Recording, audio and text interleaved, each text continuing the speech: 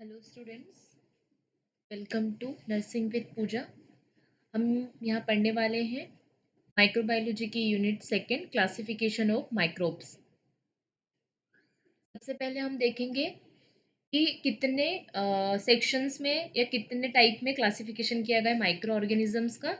तो मेनली हम यहाँ पे वही क्लासिफिकेशन डील करने वाले हैं जो मेडिकली इंपॉर्टेंट बैक्टीरिया है, उन्हीं का क्लासिफिकेशन हम यहाँ पर डील करेंगे। जैसे कि नीचे एक हाईलाइटेड लाइन दी हुई है, only medically important bacteria are mentioned in classificate here.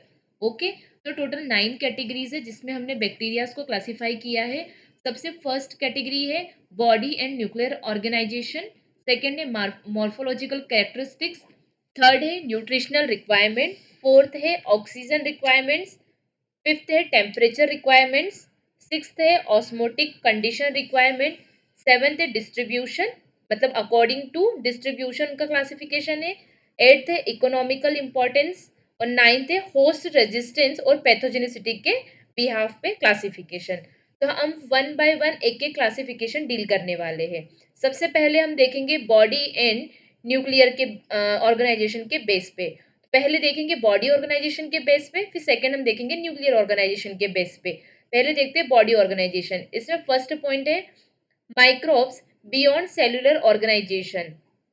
Such microorganisms are completely lacking in any cell structure in their body organization, example virus और viroids, है ना। तो इसका मतलब ये है कि ऐसे माइक्रो ऑर्गेनिज्म जिसमें कोई सेल स्ट्रक्चर पाया नहीं जाता या एब्सेंट होता है, वो माइक्रो ऑर्गेनिजम्स इसमें आएंगे फर्स्ट वाली कैटेगरी में। इसके एग्जांपल है वायरसेस एंड वायरस, मतलब बहुत ही इनिशियल स्टेज में है ये माइक्रो ऑर्गेनिज्म, इनमें कोई भी सेल स्ट्रक्चर आपको देखने को नहीं मिलेगा।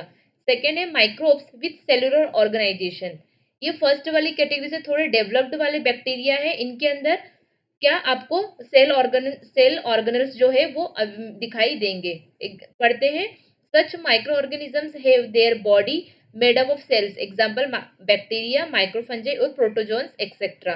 तो जब हम माइक्रोस्कोपिक स्टडी करेंगे इन बैक्टीरियाज की, तो इस कैटेगरी में जो बैक्टीरिया जिनके एग्जांपल हमने लिखा है माइक्रोफंगाई, प्रोटोजोन्स, उनमें जब हम उनका जब स्ट्रक्चर स्टडी करेंगे माइक्रोस्कोप में, तो हम देखेंगे कि इनमें इनके अंदर सेल्स में ऑर्गन्स पाए जाते हैं। ये है second category.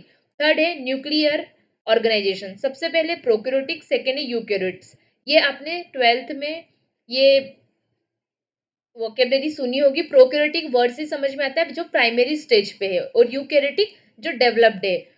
Microorganisms that have initial nucleus and lack nuclear membrane, nucleoplasm and nucleus, example cyanobacteria and eubacteria। ऐसे माइक्रो ऑर्गेनिजम्स जिनके पास इनिशियली न्यूक्लियस है और उनके सराउंडिंग में न्यूक्लियर मेम्ब्रेन, न्यूक्लियोप्लाज्म और न्यूक्लियस सारे ऑर्गन्स एब्सेंस है, ऐसे माइक्रो ऑर्गेनिजम्स किस कैटेगरी में आएंगे? प्रोकैरियोटिक कैटेगरी में, और इसका एग्जांपल है साइनोबैक्टीरिया। सेम सेकेंड कैटेगरी है यूबैक्टीरिया।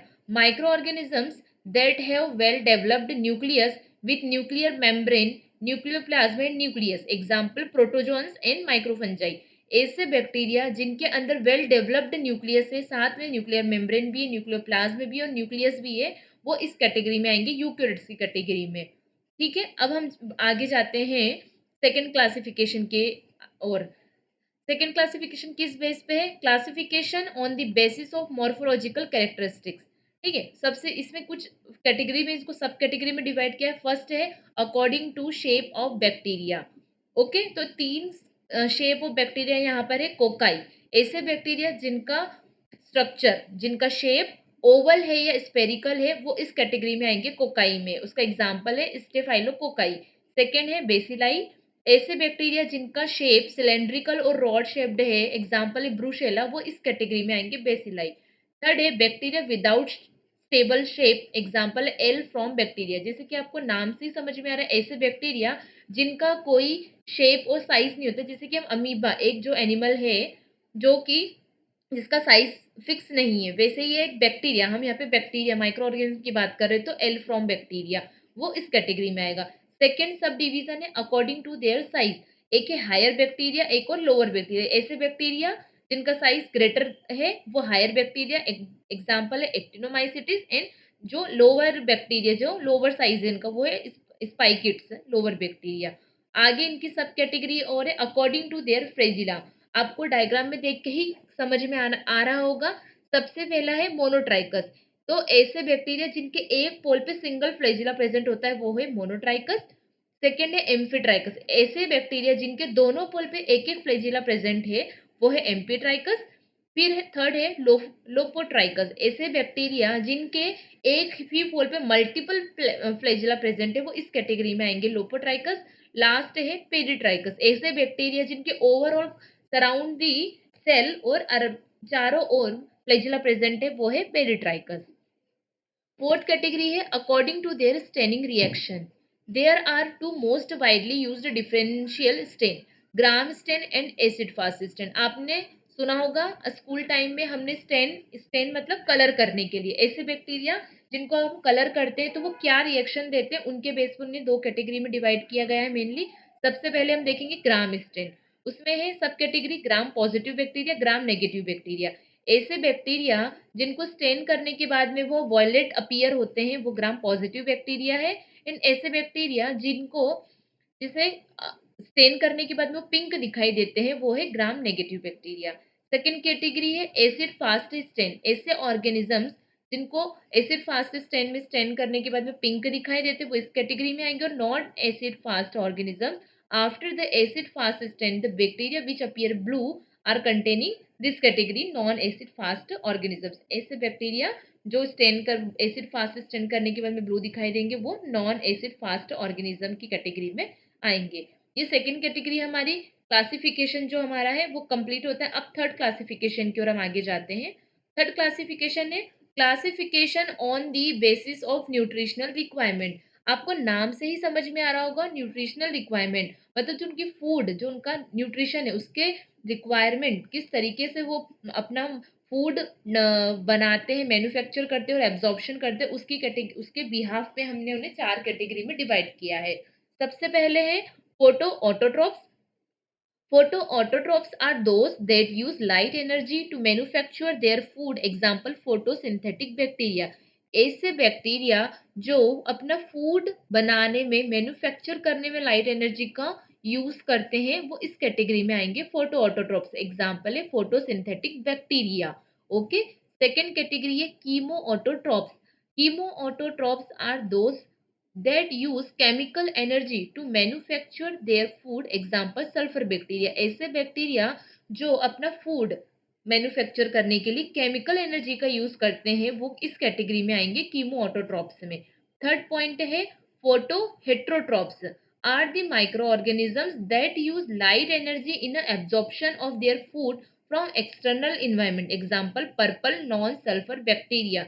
ऐसे बैक्टीरिया या ऐसे माइक्रो ऑर्गेनिजम्स जो अपने फूड को एब्जॉर्प्शन करने में लाइट एनर्जी का यूज करते हैं वो इस कैटेगरी में आते हैं फोटो हेट्रोट्रॉप्स की कैटेगरी में।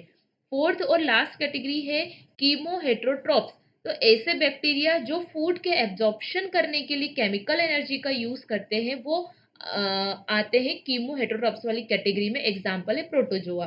तो आपको बच्चों बिल्कुल कंफ्यूज नहीं होना है। यहाँ पे चार कैटेगरी दी हुई है, photo autotrophs, chemo autotrophs, photo heterotrophs और कीमो हेट्रोट्रॉप्स, है ना। तो फोटो ऑटोट्रॉप्स और कीमो ऑटोट्रॉप्स में जो माइक्रो ऑर्गेनिज्म है वो मैन्युफैक्चर करने के लिए फूड मैन्युफैक्चर करने के लिए लाइट एनर्जी और केमिकल एनर्जी का यूज कर रहे हैं। सेम फोटो हेट्रोट्रॉप्स और कीमो हेट्रोट्रॉप्स फूड को एब्जॉर्ब करने के लिए लाइट एनर्जी और केमिकल एनर्जी का यूज कर रहे हैं। अब हम नेक्स्ट आगे बढ़ते हैं नेक्स्ट क्लासिफिकेशन की और classification on the basis of oxygen requirement. आपको नाम से ही समझ में आ गया होगा। इस ऑक्सीजन की रिक्वायरमेंट के बेस पे हमने बैक्टीरिया को चार कैटेगरी में डिवाइड किया है। सबसे पहले true aerobes grow in the presence of oxygen only. ऐसे बैक्टीरिया जो सिर्फ ऑक्सीजन होगा तो ही ग्रोथ कर पाएंगे वो है ट्रू एरोब्स। ट्रू एनारोब्स नाम से ही समझ में आता है ट्रू एनारोब्स जहां पे ऑक्सीजन नहीं होगी ऐसे ही प्लेसेस पे ये सिर्फ ग्रोथ कर पाएंगे वो है true anaerobes. Facultative aerobes arrow grow even in absence of oxygen. Facultative का मतलब हो जाएगा यहाँ पर कि अगर ऑक्सीजन है तो भी ग्रोथ कर लेंगे, नहीं है तो भी इनकी ग्रोथ हो जाएगी। सेम फैकल्टेटिव एनारोब्स ऐसे बैक्टीरिया जो ऑक्सीजन की प्रेजेंस में भी ग्रोथ कर लेंगे और एब्सेंस में भी ग्रोथ कर लेंगे। नेक्स्ट क्लासिफिकेशन है classification on the basis of temperature requirement. नाम से इसमें आपको समझ में आ गया होगा, ऐसे टेम्परेचर में किस किस टाइप के टेम्परेचर में बैक्टीरिया कितना ग्रोथ करते हैं उसके भी यहाँ पे क्लासिफिकेशन है। इसको मेनली 3 कैटेगरी में हमने डिवाइड किया है, cryophilic, mesophilic and thermophilic. Cryophilic grow at a sufficiently low temperature. Their best growth occurs group at the 0 degree Celsius temperature as the minimum, 10 to 15 degree Celsius as optimum, and below 20 degree Celsius as maximum. Cryophilic bacteria ऐसे bacteria होते हैं जो बिल्कुल ही low temperature पे, मान लो 0 degree Celsius temperature पे ये अच्छे से ग्रोथ करते हैं, वो इस कैटेगरी में आएंगे, क्रायोफिलिक कैटेगरी में। सेकेंड है mesophilic category, grow on a moderate temperature, their best growth occur at 10 to 15 degree Celsius temperature is the minimum, 30 to 40 degree Celsius is the optimum, and below 45 degree Celsius is the maximum.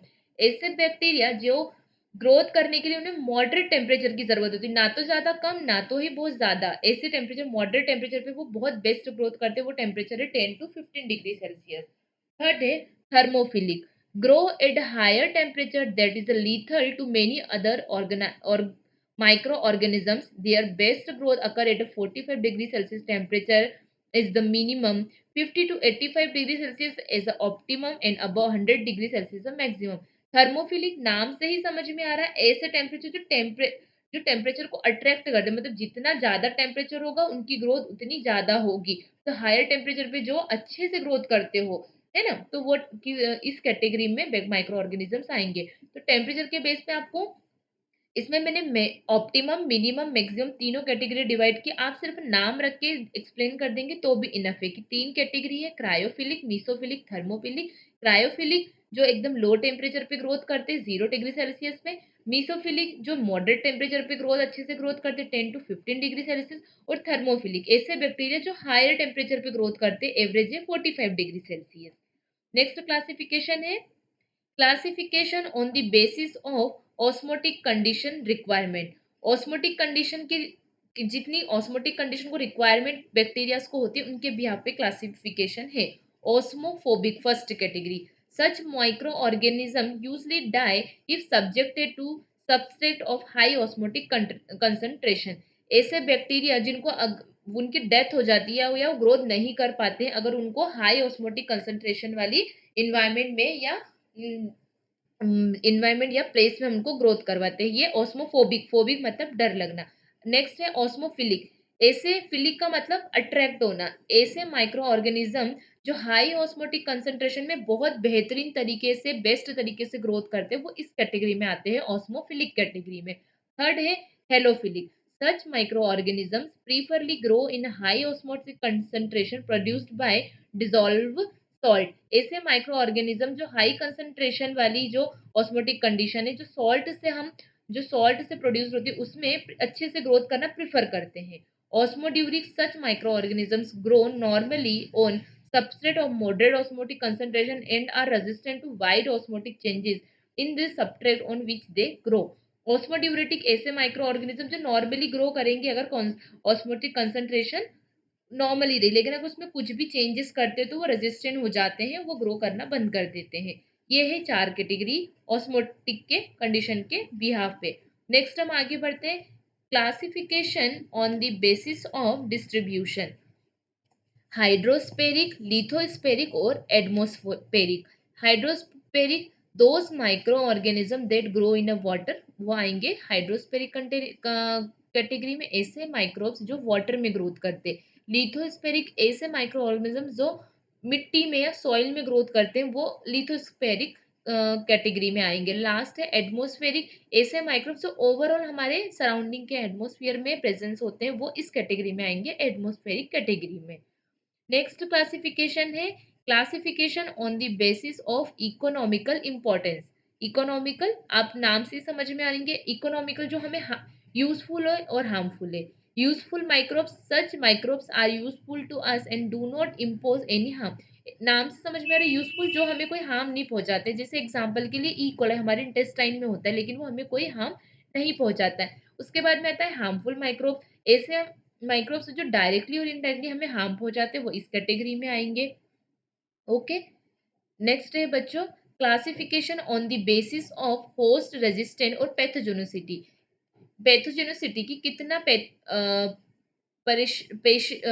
Patient या human को disease cause कर सकते हैं, उसके behalf पे दो category में हमने डिवाइड किया, पैथोजेंस और नॉन पैथोजेंस। इसमें भी क्लियर आपको नाम समझ में आ रहा होगा।